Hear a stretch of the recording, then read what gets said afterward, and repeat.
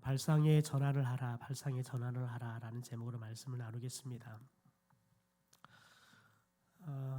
너포트 순위교회를 은퇴하셨던 김동우 목사님께서 은퇴 이후에 교회를 4개 교회로 나누어져서 이렇게 교회들이 새롭게 이제 개척이 되어서 교회를 하는데 본인이 65세에 조기 은퇴를 하고 어디 교회를 가야 될까라는 생각들을 했는데 가만히 보니까 교인들이 이제 교회로 4개를 나누면서 자신들이 섬길 교회를 결정해라 그랬더니 결정들을 하지 않고 있더라는 거예요.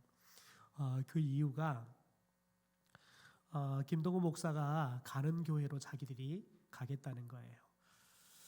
김동우 목사님이 돌아다니면서 설교를 한다 그러니까 김동우 목사님이 가는 교회에 가서 설교를 듣겠다고 여기 교회도 저기 교회도 등록을 하지 않겠다라는 거죠. 그래서 김동우 목사님이 65세에 아주 그냥 조기 은퇴를 하셔버리고 그리고 이제 교회를 4교회를 돌아다니면서 예배를 참석하는데 좀 이제 평상시처럼 일찍 갔더니 그 교회를 담임하고 있는 목사님들이 다 불편하신 거예요. 그래서 목사님이 오셨으니까 설교를 좀 하시죠. 그렇게 자꾸 이야기도 하시고 또 일찍 갔더니 이제 설교하셔야 할 목사님이 불편하고 그러셔서 목사님이 고민을 하다 깨를 내셔서 예배 시간이 다 되면 이제 딱 닥쳐가지고 가는 거예요. 그런데 높은 뜻 정의교회를 이제 딱 시간이 닥쳐서 갔는데 목사님이 이제 강구하러 올라와서 보니까 김동우 목사님이 와 있는 거예요. 그래서 목사님께서 교인들에게 한번 뒤를 돌아보십시오. 그러면서 이렇게 소개하더라는 거예요. 아주 반가운 손님이 오셨습니다. 그런데 그 말을 듣는 순간 마음이 확 상하더래요. 아니 내가 얼마 전까지 갑이었고 네가 을이었는데 내가 너를 거기에 앉혀놨는데 나를 손님 취급하라네? 그런 생각이 확 든 순간 마음이 확 상하더라는 거예요. 그런데 그 순간 하나님께서 생각을 확 바꾸시더라는 거예요. 가만히 생각해 보니까 그 짧은 순간에 가만히 생각해 보니까 여러분 손님이야지 반갑잖아요. 손님은 늘 반갑잖아요. 그런데 하나님께서 이 손님이라는 말에 하나님께서 지혜를 주시라지. 그렇지. 손님으로 와야지. 손님으로 와야지 늘 반갑지. 그냥 뒷방 늙은이처럼 늘 이렇게 오면 손님이 아니라 뒷방 늙은이처럼 오면은 목사님도 왠지 부담이스럽고 교인들도 자주 보면은 좀 뭐 처음에 좋지만 자주 보면은 왠지 부담스럽죠. 왜냐하면 담임 목사님이 있는데 또 이제 또 오시면 또 목사님 또 어떻게 또 둘 사이 어떻게 처신하는 것도 쉽지는 않지요. 그래서 그때 정리를 했다는 거예요. 내가 손님으로 와야지. 언제든지 와줘서 이렇게 반갑지. 그래서 본인의 포지션을 딱 정했다는 거예요. 나는 갑도 을도 병도 아닌 손님이다. 그래서 지난 주일에 이제 그 높은 뜻 정의교회를 하셨던 목사님께서 이제 개척을 또 본인이 나오셔서 또 개척을 하셨어요. 그런데 높은 뜻 정의교회입니다. 그 교회가 지금 이제 한참 크고 있는데 거기도 이제 교회를 갖지 않고 학교를 빌려서 교회를 하셨어요. 그런데 이제 학교에서 올해까지 하시고 나가라 작년에 통보를 내서 이제 올해까지 하고 또 이제 새로운 예배 초소를 가야 되는 거죠. 그래서 교인들과 함께 다 모여서 지난 황금 연휴 기간 동안에 정교인 수련회를 하셨는데 목사님이 오셔서 이제 강의를 하시는 거예요. 목사님이 그 말씀하시는 거예요. 10년 전에 목사가 나를 이렇게 포지션을 손님으로 만들어 주셔서 내가 지금까지도 10년이 넘었는데 여전히 성도들이 그리고 교회가 반갑게 나를 맞이해줘서 얼마나 고마운지 모른다고. 처음에 반가운 손님이 왔다는 소리를 들었을 때 얼마나 마음이 서운하고 얼마나 마음이 순간 화가 났는지 모르는데, 오목사가 아니었으면 내가 오늘까지 이렇게 반가운 사람이 못 됐을 건데, 오목사가 나를 이렇게 포지션을 잘 정해줘가지고 10년이 지나도 이렇게 반갑게 맞이하는 교회가 있어서 얼마나 행복한지 모른다고. 그러면서 목사님이 그러시더라도, 오목사 당신도 좀 있으면 손님이 돼야 한다고 그렇게 이야기를 하시더라고요. 여러분, 그렇습니다. 우리들이 어떤 이야기를 들었을 때, 여러분, 우리가 그 이야기를 딱 듣는 순간 우리에게 갖는 이미지가 있어요. 그런데 그게 좋으면 좋은데 그게 순간 내 마음을 후벼 파는 이야기가 될 수 있어요. 여러분, 그런데 진짜 지혜로운 사람은 그것을 한 번 더 뒤집어서 볼 수 있는 사람이에요. 여러분, 단순한 사람은 보이는 대로만 보고 보이는 대로만 해석해요. 그런데 여러분, 인류 역사 이래 위대한 인생의 족적을 남겼던 인류의 족적을 남겼던 사람들의 다 특징은 뭐냐면, 평범한 것을 보고 한 번 더 여러분 뒤집어서 생각해 본 사람들이 여러분 위대한 사람들이 됐다는 거예요. 여러분, 뉴턴을 보십시오. 사과가 다 떨어져요. 보통의 사람들은 사과가 떨어졌네 그렇게 하죠. 그런데 뉴턴은 여러분, 왜 사과는 떨어지면 밑으로 떨어지지? 여러분, 이 고민으로부터 그가 중력이라는 중요한, 지구는 중력이 작동한다는 것을 발견하게 되죠. 여러분, 보통의 사람들은 그냥 사과가 떨어지면 떨어진다. 사과는 당연히 가지에서 떨어지면 밑으로 떨어지지. 이게 보통의 사람이에요. 여러분, 그런데 여러분, 보통의 사람과 비범한 사람의 차이는 한 번 더 뒤집어 생각할 줄 아느냐, 여기에 갈리는 거지요. 여러분, 오늘 우리는 말씀 속에 빌라도를 좀 우리가 보려고 합니다. 여러분, 빌라도를 보려고 하는데, 우리들이 빌라도 하면 여러분, 우리들이 쉽게 그런 생각을 합니다. 예수님을 십자가에 못 박아 죽인 사람, 이렇게. 그래서 우리는 악한 사람, 그렇게 생각할 수 있습니다. 그런데 우리가 말씀을 자세히 보다 보면 빌라도는 악한 사람이다 보다는 어떻게 보면 악의 세력에 이용을 당한 사람이라고 말하는 게 더 훨씬 더 빌라도에게 맞을 것 같습니다. 왜냐하면 여러분, 빌라도는 예수님이 죄가 없다는 것들에 대해서 잘 알았습니다. 여러분, 예수님이 죄가 없다는 것들에도 알았고, 동시에 그래서 예수님을 이렇게 곤란하게 하려고 하는 유대인들에 대해서도, 유대인에게 예수님이 죄가 없다는 것에 대해서도 이야기를 합니다. 그러나 결국은 유대인들의 절대 다수의 그런 여론에 밀려가지고 결국은 예수님을 내어주고 마는 거지요. 더 나아가서는 그가 로마 법으로도 예수님이 무죄하다는 것을 압니다. 그러니까 예수님이 죄가 없다는 것들을 유대 법으로도 로마 법으로도 여러분, 그가 정확하게 알지만, 여러분, 그런데 그가 결국은 악한 세력의 힘에 못 이겨서 예수님을 내어주고 많은 사람이 됩니다. 여러분, 그래서 어떻게 보면 빌라도는 우리가 가서 이 빌라도야, 너가 예수님이 죄가 없다는 걸 알면서도 어떻게 그 예수님을 내어줄 수 있냐 따진다 그러면, 여러분, 빌라도가 나도 피해자다고 그렇게 이야기할 수 있습니다. 여러분, 그런데 그렇게 빌라도 스스로는 변명할 수 있지만 하나님 앞에서 그 변명이 결코 통할 수 없는 건 뭐냐면, 최종 선택은 빌라도가 했기 때문에 그렇습니다.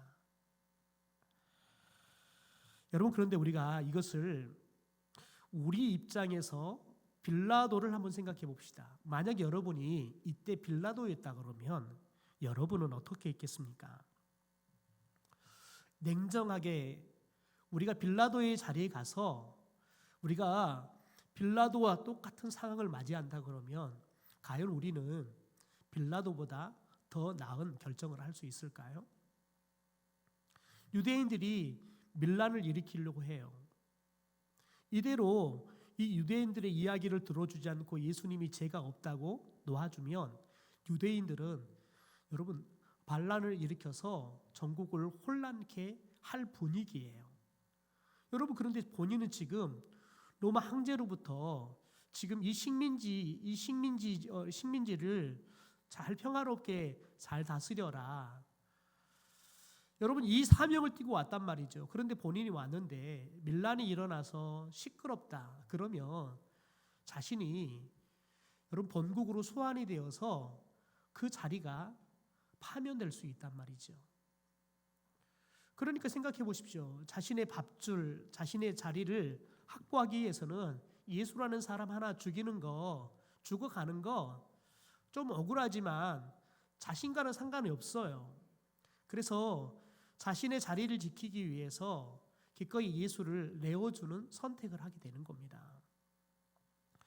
여러분 과연 우리는 그러면 빌라도보다 나을 수 있을까요? 쉽지 않습니다. 공익 제보자라는 사람들이 있잖아요. 여러분 그런데 공익 제보자들이 대다수가 끝이 좋지가 않아요. 공익 제보를 하고 난 다음에 그 직장에서 은퇴를 한 사람은 단 한 사람도 없어요. 여러분 못 견디고 다 나가요. 여러분 그것을 알잖아요. 그러면 그게 정의롭지 않다는 걸 알면서도 대부분의 사람들이 공익 제보를 할 수가 없어요. 왜냐하면 당장 처자식이 있는데요. 내가 먹여 살려야 할. 그런 내가 정의의 이름으로 공익 제보를 함으로 인해서 회사에 잘못된 것을 바르게 잡는다고 나섰다가 결국은 내가 잘려서 내 처자식도 먹여 살릴 수 없는 여러분 그런 실업자 신세가 된다 그러면 누구나 여러분 쉽게 공익 제보를 하는 것을 선택할 수는 없어요. 자신을 위해서가 아니라 내 가족을 위해서 쉽게 선택할 수 없는 거지요. 여러분 그런데 우리가 말씀으로 다시 돌아가 보면 그렇습니다. 빌라도에게 고발당했던 예수님의 제명이 뭐냐면 반란죄입니다. 반란죄. 예수라는 죄인이 로마라는 큰 나라 안에서 그러니까 지금 예수님이 있는 곳은 유대이지만 왜 로마라는 나라라고 이야기하냐면 로마의 식민지였기 때문에 그렇습니다. 그러니까 예수라는 사람이 로마는 그때 당시에 가장 큰 나라입니다. 가장 강한 나라입니다. 그런데 예수라는 청년이 이 로마 안에서 여러분 로마의 반란을 일으켜서 나라를 세우려고 한다. 그래서 여러분 반란죄로 지금 예수님께서 고발되는 겁니다. 여러분 그런데 이게 말이나 될 이야기입니까? 말이 되지 않아요. 왜요? 여러분 이 거대한 로마 안에 나라를 세워봤자 여러분 결국은 이 로마의 권력의 쓰나미에 그냥 순식간에 사라지고 말 거예요. 여러분 지금 이스라엘과 팔레스타인이 전쟁을 하잖아요. 여러분 그런데 팔레스타인이 결코 이길 수 없는 전쟁을 해요. 왜냐하면 이 팔레스타인 지금 우리가 보고 있는 전쟁을 하고 있는 여러분 이 가자 지구는 이스라엘 안에 있어요. 그리고 그들이 서쪽으로는 홍해예요. 흑해란 말이에요. 그러니까 지중해란 말이죠. 그러니까 그들이 도망도 갈 수가 없어요. 바다니까요. 근데 이스라엘 안에서 이스라엘에게 공격을 한 거예요. 그러니까 여러분 그야말로 도간에 든 지혜예요. 단지 막상 이제 이스라엘이 침략해서 들어가 보니까 그들이 수십 년 동안 가자 지구 안에 살면서 그 밑에 안에 마치 그냥 카타콤처럼 밑으로 지하로 다 탕을 파가지고 그들이 게릴라전을 하는 겁니다. 그러니까 쉽게 정복이 되지 않죠. 여러분 그런데 여러분이 막상 이스라엘을 가서 보면 와 이스라엘이 이렇게도 사는구나라는 생각을 해요. 여러분 예루살렘을 가보면 예루살렘 바로 거기가 뭐가 있냐면 서한지구가 있어요. 서쪽에 있는 곳이라 해서 서한지구라 그래요. 그런데 여러분 예루살렘에 바로 이 서한지구에 팔레스타인들이 살아요. 그래서 예루살렘 성을 우리들이 성지 순례를 가보면 이스라엘 군인들이 실제 실탄을 장전하고 이 팔레스타인 사람들을 다 검문검색을 해요. 그러니까 이스라엘 안에 팔레스타인 이 지역이 살고 있는 겁니다. 여러분, 그런데 이 팔레스타인 사람들이 도간의 지인데 이스라엘을 공격한 거예요. 더군다나 여러분, 이스라엘은 이 적은 땅덩어리를 가진 이스라엘이 그 주변에 뺑 둘러가지고 끊임없이 이스라엘을 그냥 잡아먹으려고 하는, 여러분, 중동 지역에 중동의 여러 나라들에게 먹히지 않기 위해서는 이스라엘이 선택할 수밖에 없는 건 뭐냐면, 저들이 나를 한 대 때리면 나는 10대를 때려서 다시는 덤비지 못하게 만들어야 돼요. 그러니까 여러분, 지금 미국이 나서서 그만해라 라고 하지만 제어가 안 되는 거예요. 왜냐하면 이스라엘은 그렇게 하지 않으면 그들이 또 공격을 당하니까 한 번 공격해 들어오면 끝을 봐버려야지 저들이 감히 이스라엘을 건들 생각을 하지 않는 거예요.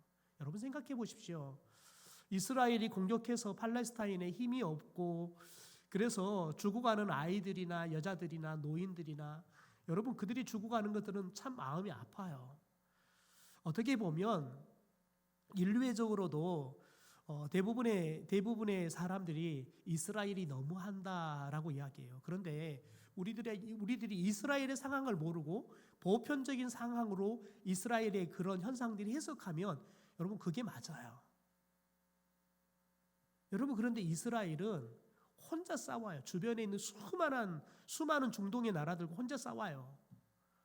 수적으로도 이길 수 없어요. 그러니까 여러분, 살아남는 방법은 뭐냐면, 한 번 오면 다시는 못 오도록 여러분 강하게 해야지만 되는 거예요.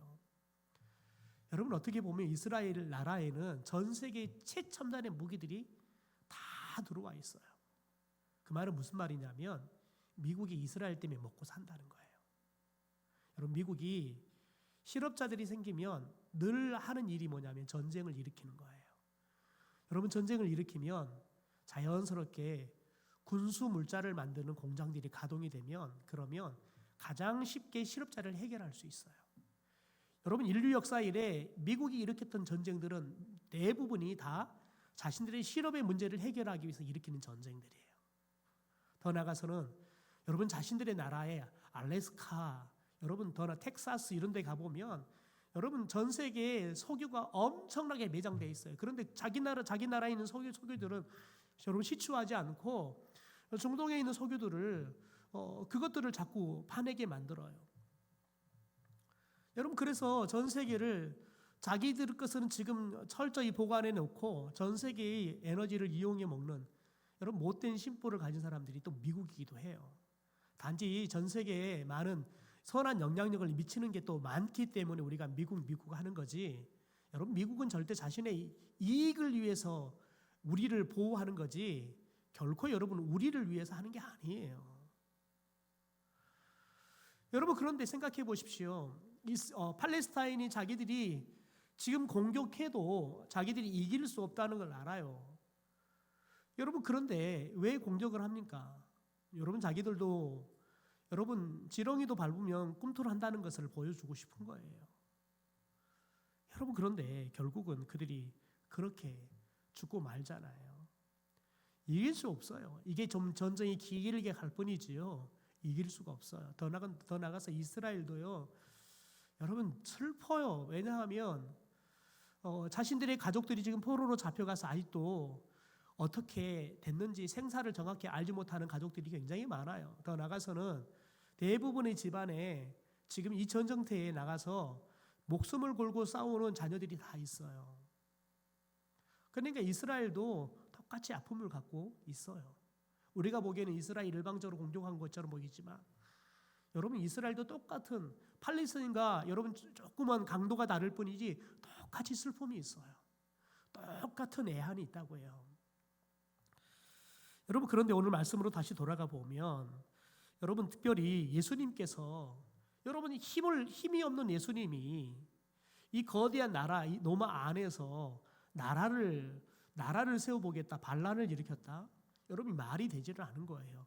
말이 되지 않는 것을 알매도 불구하고 여러분, 빌라도는 자신의 자리를 보존하기 위해서, 그래서 이스라엘 백성들이 유대인들이 반란을 일으키지 않도록 이들의 의견들을 들어주기 위해서 여러분 자연스럽게 예수님을 그들이 요구한 대로 반란죄로 예수님을 집어넣고 마는 겁니다.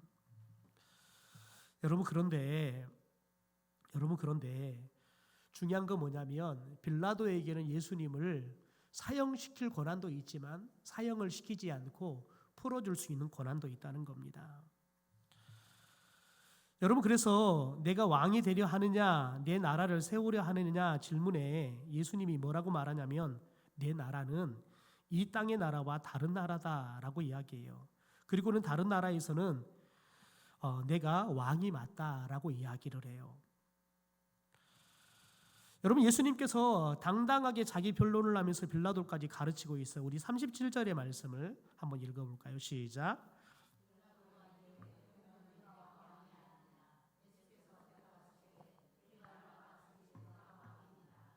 내가 이를 위하여 태어났으며 이를 위하여 세상에 왔나니 곧 진리에 대하여 증언하려 함이로라. 무릇 진리에 속한 자는 내 음성을 듣느니라. 여러분 빌라도가 진리를 몰라서 내 말을 이해하지 못한다. 예수님께서 그렇게 이야기를 해요. 여러분 그런데 예수님의 이 말씀에 그 유명한 빌라도의 말이 등장을 합니다. 우리 38절의 말씀 중에 빌라도가 말했던 것만 한번 말씀을 우리 자막을 통해서 봐볼까요? 자막 없나요? 네, 같이 읽죠. 시작. 진리가 무엇이냐? 그러니까 예수님이 진리를 너가 몰라서 그런다라고 이야기하니까 빌라도가 진리가 뭐냐라고 질문을 해요. 여러분 그런데 내가 진리에 속하지 않았다면 도대체 진리가 뭐기에 나를 비난하느냐? 지금 빌라도가 이야기를 하는 겁니다. 여러분 진리를 받게 할 재판관이 역으로 죄인에게 진리가 뭐냐라고 묻고 있는 거예요. 여러분 정말 몰랐고 또 빌라도는 알고 싶었어요.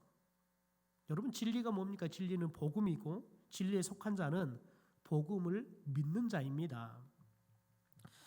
여러분 그런데 빌라도가 말하는 진리가 무엇이냐라는 이 질문 속에 굉장히 중요한 답이 들어있어요. 여러분 진리가 뭐냐? 이 말을 특별히 AD 5세기에 제롬이라는 학자가 라틴어로 번역한 성경이 있어요. 벨게이트 역이라는 성경이 있는데요. 이 벨게이트 역에 보면 이 진리가 뭐냐 이 말을 역으로 뒤집어서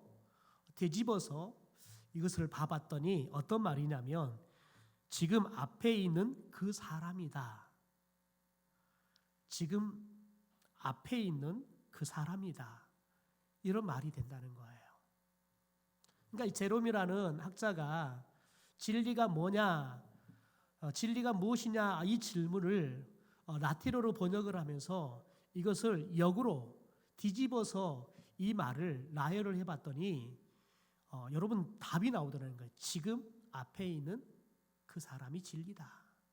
여러분 그러니까 지금 빌라도가 예수님이 너가 진리를 몰라서 그런다. 그러니까 진리가 도대체 뭐냐라고 물었어요. 여러분 그런데 진리가 뭐냐라는 이 질문 속에 뭐가 들어있다고요? 답이 들어있다고요. 여러분 그 답을 알려고 하면 어떻게 해요? 여러분 이렇게 발상을 전환하는 거예요. 뒤집어 놓으면 답이 나오는 거예요.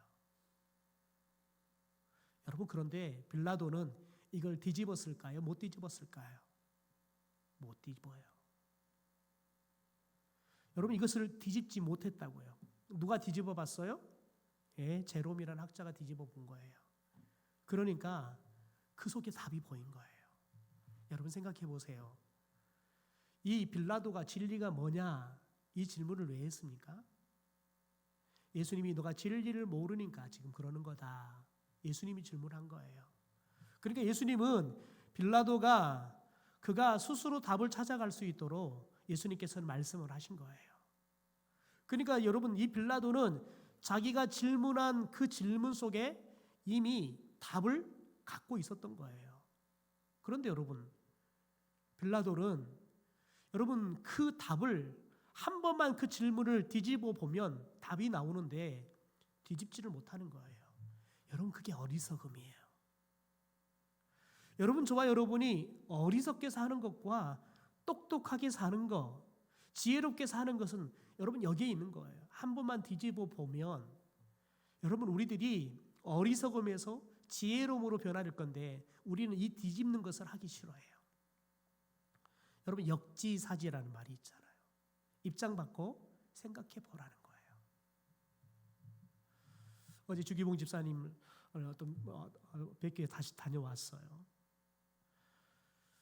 가니까 우리 주 집사님이 요즘은 새벽에 아침에 일어나면 하시는 게 제가 우리 성도님들에게 아침마다 카톡으로 하루 공동체 20분 성경 읽기 그걸 보내주잖아요. 그것을 늘 읽고 있다는 거예요. 여러분 그런데 생각해 보세요. 주 집사님이 몸이 아파서 병원에 누워 있지만 여러분 이 시간들을 통해서 우리 주 집사님이 알 수 있는 건 뭐냐면 나를 사랑하는 사람이 이렇게 많구나 라는 걸 아는 거지요. 여러분 그런데 생각해 보십시오. 내가 왜 어쩌다가 이렇게 건강했던 내가 어쩌다가 내가 뇌졸중이 왔을까? 여러분 여기에 매여 있기 시작하면 깊은 우울증 가운데 들어가 버려요. 여러분 그런데 제가 우리 집사님한테 그랬어요. 집사님 이렇게 긴 시간 동안 한 번도 쉬어보지 못했지요. 앞으로 100년 살라 그러면 100세까지 살라 그러면 하나님께서 긴 걸음 가야 되니까 좀 쉬었다 가라고. 넘어진 김에 쉬어가는 거라고. 그렇게 하나님의 메시지로 알고 급하게 생각하지 말고 그냥 하나님이 이 시간을 통해 내가 무엇 좀 보기 원하고 뭘 깨닫기 원하고 뭘 하기 원할까? 그거 하세요. 근데 그분이 그래서 성경도 보고 하시는 거예요.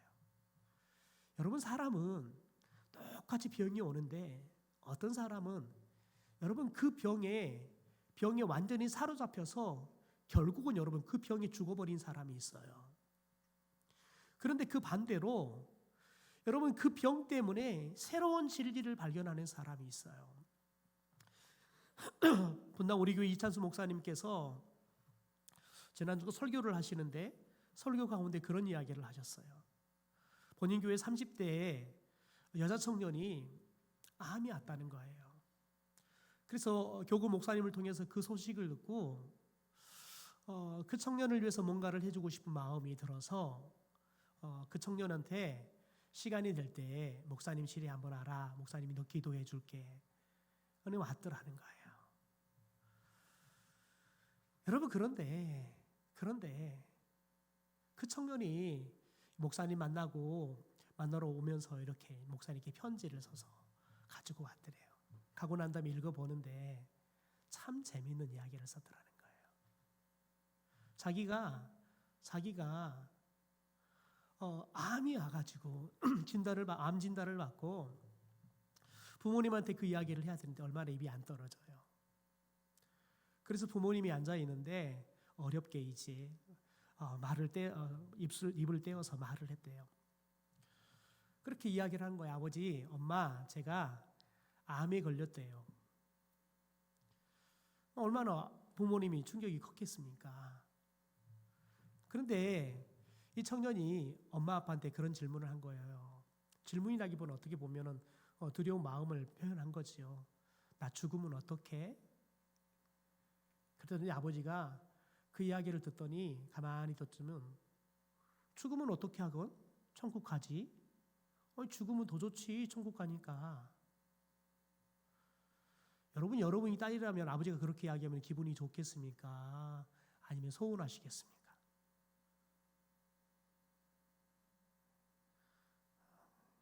여러분 아버지가 없어서 모르시겠습니까? 여러분들 이 여자 청년이 그 아버지의 그 말 속에 여러분 깨달음이 있었던 거예요. 나 죽으면 천국 가지. 천국 가면 더 좋지. 여러분 이 청년이 항암 치료 다 받고 여러분 지금은 다시 건강을 되찾아서 지금 출근하고 있다는 거예요. 여러분 생각해 보세요. 여러분 그 아버지가 그렇게 다분했겠지만 딸의 그 말을 듣고 얼마나 충격이 컸겠어요. 여러분 그런데 이 아버지에게는 어머니에게는 뭐가 있는 거예요? 믿음이 있는 거예요. 그러니까 여러분 딸의 이 암에 대한 소식을 들었을 때 아버지가 엄마가 여러분 암으로 반응한 게 아니라 믿음으로 반응한 거예요. 여러분 생각해 보세요. 대부분의 부모님들이 암에 걸릴 때 그러면 어떡하냐? 왜 하필이면 너대? 여러분 그러면서 부여잡고 팡팡 울 거예요. 여러분 그런데 믿음으로 그것을 해석하는 거예요. 아, 죽으면 더 좋은 천국까지. 여러분 그러니까 죽음이 두려운 게 아니라 죽음이 못된 게 아니라 죽음이 저주가 아니라 선물인 거예요. 아, 우리 죽으면 천국까지. 더 좋은 천국까지. 여러분 그러면 죽음이 두렵지 않는 거예요. 여러분 그러면 어떤 병도 이길 수 있어요. 설령 여러분 그 병을 이기지 못하고 우리가 죽는다 할지라도 우리는 죽으면 어디 간다고요? 예, 제일 좋은 천국 가요. 그러니 여러분 우리들이 그것을 믿음으로 해석해내면 믿음으로 여러분 우리의 발상이 전환되면 우리는 여러분 암에 매이지 않아요. 여러분 그러면 우리가 암도 이길 수 있는 힘이 나올 줄 믿습니다. 여러분 저와 여러분이 하나님께서는 우리 가운데 늘 질문을 주시는데 여러분 많은 경우는 하나님은 그 질문 속에 하나님은 답을 주세요. 그래서 저와 여러분이 영적으로 늘 여러분 발상을 전환해야 돼요. 한 번만 여러분 우리들이 하나님께서 주시는 이 질문을 뒤집어 보는 거예요. 그러면 답이 나와요. 이게 여러분 비범한 그리스도인이 살아가는 삶에 올린 거예요.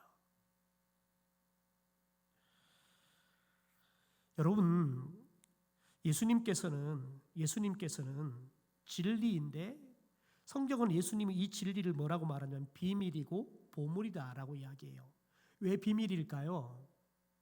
누구나가 알 수 있는 게 아니기 때문에 비밀인 겁니다. 왜 보물일까요? 여러분 왜냐하면 예수 그리스도 안에는 뭐가 들어있으니까요? 영생이 들어있으니까요. 여러분 영원한 생명이 들어있다고요. 그러니까 보물이에요. 그것보다 여러분 더 보물이 어디 있어요? 여러분 세상에 생명보다 더 소중한 게 어디 있냐고요. 이건희가 돈이 그렇게 많아도 여러분 자신의 생명 살 수 없어요. 죽어요. 생명을 연장하지만 여러분 의미 없는 연장이잖아요. 그 많은 돈 여러분 다 쌓아놓지만 여러분 그가 그 많은 돈 먹어보지도 못하고 죽어요. 여러분 맛집 한번 못 가고 죽는다니까요. 이건희 씨가 취미가 뭐냐면 여러분 카레이서예요. 차 몰고 속도감을 즐긴 게 취미예요. 그래서 차들이 전 세계에 나오는 차들은 다 갖고 있대요. 비싼 차들은 다 갖고 있대요. 여러분 그거 죽으면 내 거 아니라니까요. 아무 쓸모가 없어요. 여러분 그러니까 생명보다 우리가 생명이 있을 때는 이 생명이 소중한 걸 몰라요. 여러분 그런데 생명이 없을 때에는 우리의 생명이 꺼져갈 때에는 이 생명보다 더 소중한 게 없어요. 여러분 그런데 예수님에게는 뭐가 있다고요? 잠깐의 생명도 아니고 영원한 생명이 있다고요. 그래서 예수님이 보물인 거예요. 우리 골로새서 2장 2절과 3절의 말씀을 세번역 성경으로 같이 한번 읽어볼까요? 같이 읽죠. 시작. 내가 이렇게 하는 것은 그들이 사랑으로 결속이 되어 마음에 격려를 받음으로써 풍부하고도 완전한 이해력을 갖게 하고 나아가서는 하나님의 비밀인 그리스도를 깨닫게 하려는 것입니다. 그리스도 안에는 모든 지혜와 지식의 보화가 감추어져 있습니다. 여러분 그런데 이걸 어떻게 깨달아요? 여러분 복음은 뒤집어 보면 진짜 복음인 걸 발견해요. 여러분 십자가의 고난을 뒤집으면 뭐가 나와요? 부활의 영광이 나오잖아요. 여러분 죽음을 뒤집으면 뭐가 나와요? 여러분 부활이 나오잖아요. 우리가 죽으면 죽어도 다시 사는 부활이 나와요. 여러분, 예수 안에서 슬픔을 뒤집어 보면 뭐가 나와요? 기쁨이 나와요. 여러분, 실패를 뒤집어 보면 뭐가 나와요? 성공이 나와요. 여러분, 그래서 실패는 성공이 뭐라 그랬어요? 어머니라고요. 여러분, 실패를 경험하지 않은 성공한 사람은 그 성공을 유지할 수 없어요. 여러분, 그래서 복음은 뒤집어야 우리의 삶의 진짜 복음이 된 거예요. 예수님이 우리에게 너가 나 제자가 되려고는 뭐 하라 그랬어요? 너 자신 부인하고 너의 십자가를 지고 따라라는 거예요. 여러분, 내 자신을 부인한 게 쉬워요? 내 자신을 부인한다는 건 뭐냐면, 여러분, 나는 없고 누가 있어요? 주님이 있는 거예요. 십자가를 진다는 것은 죽는다는 거예요. 여러분, 그런데 내 자신을 부인하는 게 쉬워요? 어려워요? 어려워요. 여러분이 여러분 자존심 하나 건드려도 화가 나고 밤새는 잠 못 잔다니까요. 밥맛이 싹 사라져 버린다니까요. 다른 사람이 다른 사람한테는 강단에 가서 청소하세요. 그리고 나한테는 당신은 가서 저 화장실 청소하세요. 여러분, 그러면 화장실 청소하러 가면서 성질이 나가지고 나한테는 강단 청소하라, 나한테 더러운 화장실 청소하래. 여러분, 그것 때문에 여러분 씩씩거린다니까요. 그리고 다시는 청소하러 온 것보다 오는 것보다 여러분 그렇게 간다니까요. 당신은 청소 안 한다니까요. 왜요? 내가 여러분 죽기 힘든 거예요. 여러분, 하나님의 나라에는 여러분 강단을 청소하는 것보다 화장실 청소하는 사람이 높은 사람이에요. 세상 사람들이 하기 싫어하는 걸 하는 걸 하나님의 나라에서는 더 으뜸이 되는 거예요. 여러분, 그런데 내가 안 죽으면, 내가 부인이 안 되면 여러분 하나님의 나라의 원리로 살 수가 없어요. 여러분, 우리가 십자가를 지는 죽음을 여러분 우리가 겪어야지만 뭘로 살아요? 예수의 영원한 생명을 얻는 거예요. 우리가 하나님의 나라에 영원한 생명을 얻는다고 해요. 이게 복음이에요. 여러분, 그래서 저와 여러분이 늘 하나님의 말씀을 들으면서 하나님의 말씀의 그 이면에 담겨 있는 하나님의 진짜 복음을 저와 여러분이 깨달을 수 있게 되기를 주님의 이름으로 축원합니다. 여러분, 늘 우리가 주님은 내가 질문할 때 여러분 그 질문 속에 답을 주신다는 거예요. 그래서 늘 뒤집어 봐야 돼요. 사람과의 관계 속에서도 역지사지로 뒤집어 봐야 되고요. 말씀을 보면서도요 뒤집어 봐야 돼요. 주님이라면 어떻게 생각하실까? 여러분, 성도는 뒤집을 때 복음을 진짜 발견할 수 있는 거예요. 여러분, 발상을 전환하면 알게 돼요. 뭘요? 주님이 가르쳐준 답을요. 여러분, 우리가 뒤집지 않으면 우리에게는 비밀이 돼요. 여러분, 빌라도는 뒤집지 않아서 결국은 그가 여러분 알지 못하고 비밀로 그가 인생을 마무리해요. 그러나 저와 여러분은 늘 여러분 성령의 감동과 이끄심을 통해서 여러분 늘 우리의 발상이 전환되어서 뒤집음으로 여러분 우리가 십자가 너머에 있는 부활의 영광을 볼 수 있는 사람들이 되기를 주님의 이름으로 축원합니다.